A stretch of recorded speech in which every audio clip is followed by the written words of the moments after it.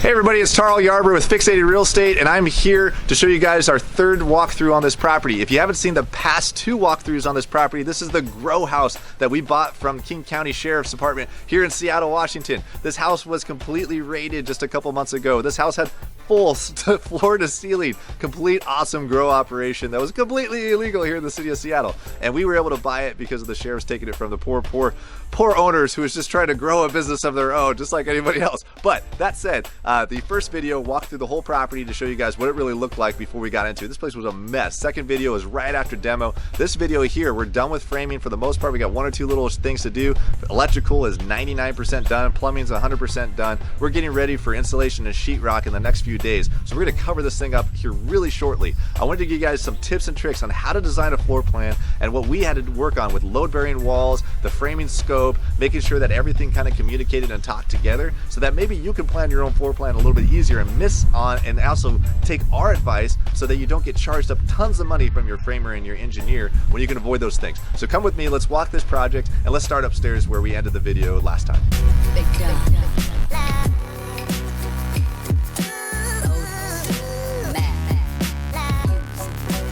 All right, so we're here in the house right now, and if you guys watched the past episodes, we ended the very first episode of the grow house here in this exact spot. This whole house was completely floor to ceiling. There was a nice big arch here too, and there was multiple walls. Everything was super dark, nothing closed. Who knew there was a window there? I didn't know there was a window there. Actually, we did. But now that we demoed out the house, which you guys already saw in the second episode, we've started doing the framing and designing the floor plan of this property. So through the floor plan, we decided that we're going to open up this entire area here. So you got the living room, and then you got this dining area, kitchen area, and then this is where the kitchen is actually going.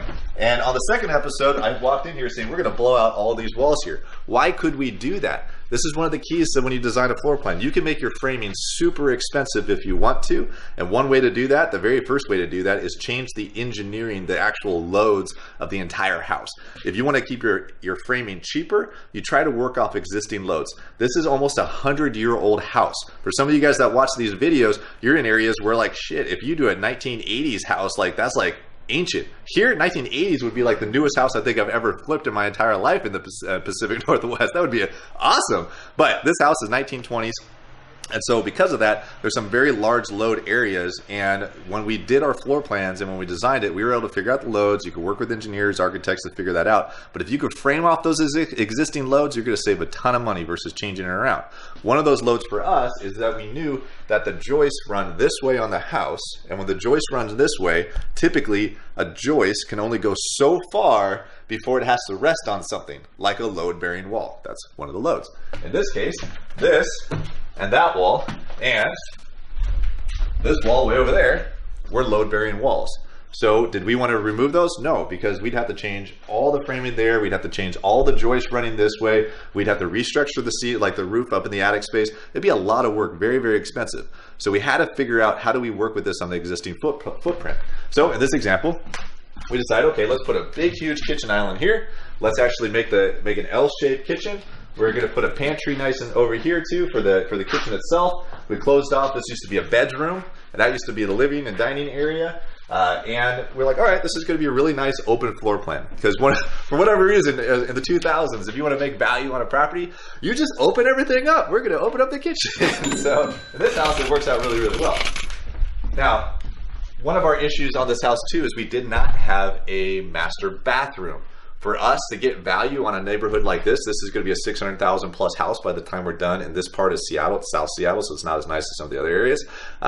You can't have a house in this area without a master suite. Most nowadays, everybody has a master suite. Would you want to live in a house without a master suite? Most people don't, especially when you're going to spend 600 grand on a property. So where were we going to put the master suite?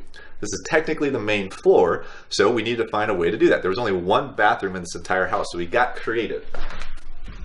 This bedroom here had a closet right here, so we knocked the closet out, and there was always a bathroom here, but it was the hall bathroom. So we got creative and said, okay, well, let's make this the master suite and convert this bathroom into a master bathroom. Now, it's not fully ready yet. All the plumbing's in there, all the electrical's getting set up. We still got to demo some things out because our demo guys missed some shit. So, but we'll have a nice walk-in shower in here. It'll be all pretty and neat. Some electrical still needs to be finished, but we're almost done there. And we have this huge walk-in closet that we're able to convert.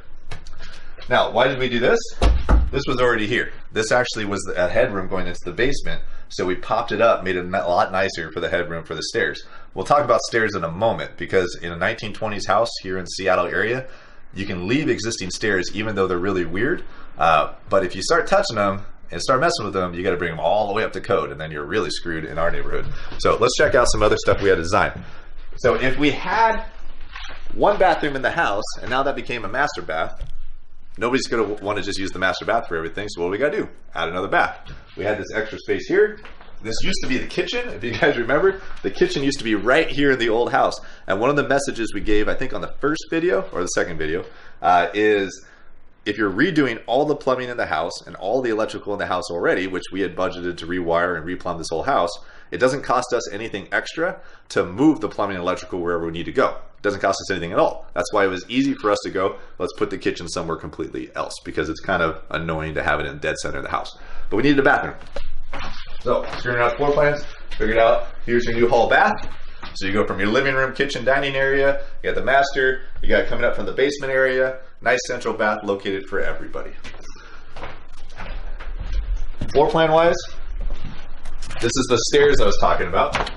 Now, we can do a repair on these stairs, and one of the repairs is we're going to put a landing right here and go down so it's a nice little landing. One of the things we can't do is these treads, if you look at my foot, these treads are freaking like stupid, right? So they have to be, I can't remember what the code is right now, but I think it's something like 8 or 10 inches or something like that. If I start changing these stairs here, I have to re-engineer them all the way up to 2018 code.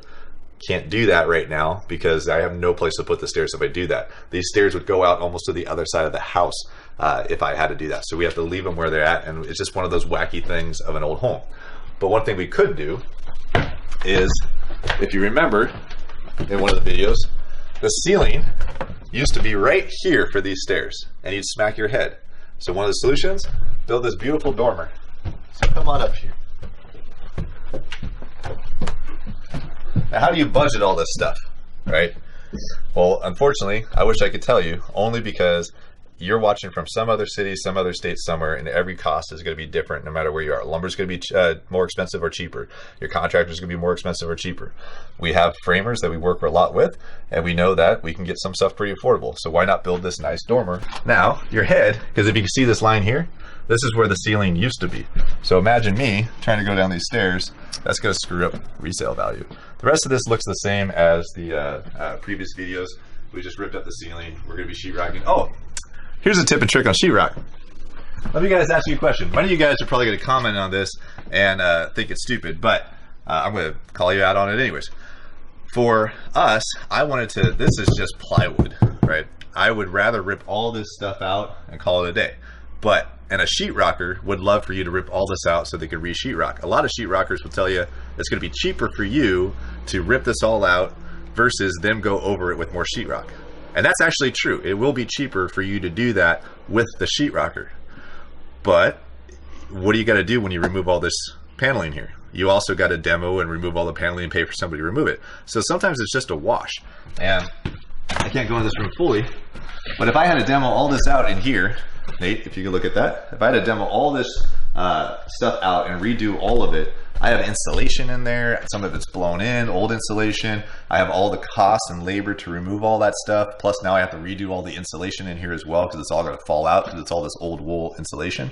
It's going to cost me a hell of a lot more. I might have saved maybe $1,000 from the sheetrocker, but I'm saving a lot more than that with insulation and everything else leaving it. So they're going to just go over it with another ½ inch of sheetrock and call it a day. Now, let's go ahead and go down to the basement. So follow us down there. All right, so we're about to go into the basement. That's where, if you remember, our basement was completely unfinished. And we have another challenge on this property that has to do with stairs again. The stairs, you wouldn't build those to code nowadays, right? But once again, we have to leave them. 100-year-old house, we mess with those stairs. There's zero chance we can get these stairs to actually be to code without losing a ton of space, maybe getting into this area, and it's not going to work out for us very well. But people in our neighborhood, because it's all about the comps and the neighborhood you're in, to be able to pay attention to that. People in our neighborhood, Seattle, are used to 100-year-old houses with some wackiness to it, just a little bit. So it'll be a nice, modern, updated house with a little bit of the 1920s feel of you're going to kill yourself walking down the stairs, right? But it brings excitement into your life when you do that.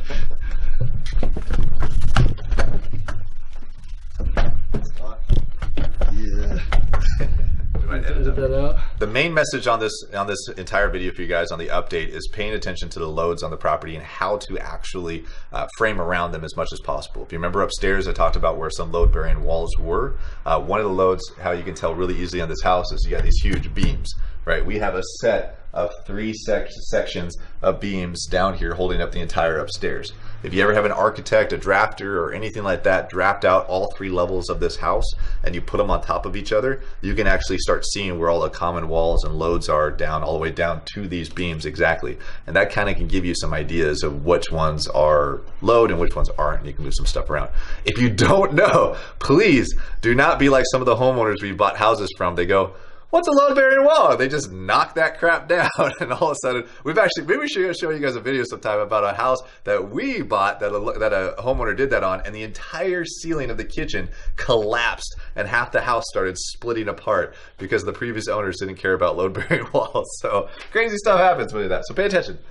So on this house, in order to frame and save money, this is a huge beam here that we had to save. So we had to put these 2x6s in there for the walls, and we just said, okay, let's just build and segment this thing off of the existing beams as much as possible instead of having to move them around. It kind of gives us a little bit of a weird floor plan of the basement. I'm not the most excited about this. We could have turned this into an ADU, a kitchenette. We could have added a bathroom down here, but one of the issues with adding a bathroom in this basement, this is solid slab concrete. We'd have to cut. We'd have to probably add a grinder pump. There's a bunch of other stuff we'd have to do, and it just wasn't worth the value of the property for us to do that. Goes back to comps again. So we built off of the existing loads. We decided to make a washer dryer area here. We have the hot water tank, but we needed 2 extra bedrooms because we eliminated one of the bedrooms on the main floor. So we had room down here for 2 bedrooms. So bedroom A and bedroom B.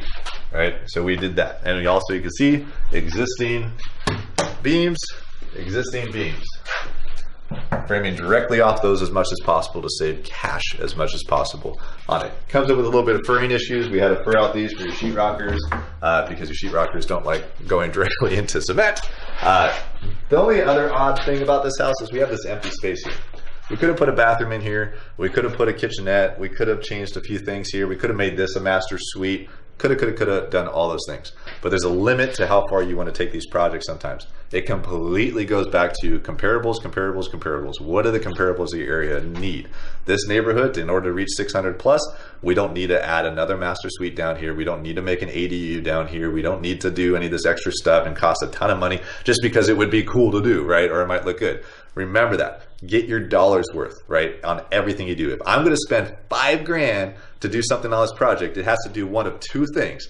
Either help me sell the house a hell of a lot faster because it's kind of a cool wow factor, or give me 10 to 15 grand in value, right? Those are the only reasons why I'm going to do that, period. If it's just, unless of course the house is completely like it's a major like damage, like it's all rotted out framing or something you got to deal with, I get that. Then you got to spend the money. So those are messages for you guys today. Make sure that you look at existing loads as much as possible when you frame out your house. Get everything prepped. If you keep a nice clean workspace as well. Work on your comps and comparables as much as possible for your construction projects. We're about to sheetrock this thing here in the next few days. It's going to be completely covered up. So the next video you guys are going to see on this one is we got finishes going up, because as soon as sheetrock goes up, everything else is easy on this house, right? You just can put base, trim, doors, tile, all that nice pretty stuff. You might not want to use the same contractors that do the rough end. They aren't always the best at that. So you want to get some finished contractors in there. So we'll see you guys in the next one. Make sure you comment, like, subscribe, everything for BiggerPockets. Keep following us with Fixated Real Estate and Tarl Yarber. I'm also on Instagram, and we'll see you guys on the next video. Pew!